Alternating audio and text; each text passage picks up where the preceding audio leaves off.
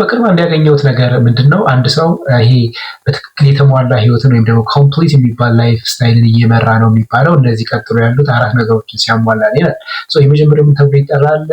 ሄልዝ ሴት ወይም ደግሞ ከጤና ጋር የተያያዘ ጤናማ የሆነ ሞር አክቲቭ የሆነ አይነት ሲሆን፣ ሁለተኛው ደግሞ ምን ይላል?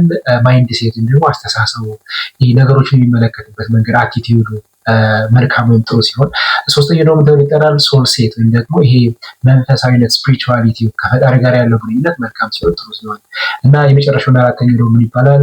ፋይናንሺያል ሴት ይባላል። ከኢኮኖሚ ጋር በቂ የሚባል ህይወት የሚመራበት ገንዘብ ኢንዲፔንደንት የሆነ አይነት ሲሆን ያ ሰው የተሟላ ነው ይባላል። ነገር ግን አንድ ሰው ለምሳሌ ሄልዝ ሴቱ የተሟላ ሆኖ ማይንድ ሴቱ ጥሩ ሆኖ እንዲሁም ደግሞ ስፒሪቹዋሊቲው ጥሩ ሆኖ ፋይናንሺያል ሴቱ ያተሟላ ካልሆነ ኮምፕሊት ላይሆን ይችላል ነው። ስለዚህ እነዚህ ነገሮች ለአንድ ሰው ኮምፕሊት የሆነ ላይፍ ስታይል ወይም ጥሩ የሚባል ህይወትን እየመራ ነው ለመባል ወሳኝ ነገሮች ናቸው ማለት ነው።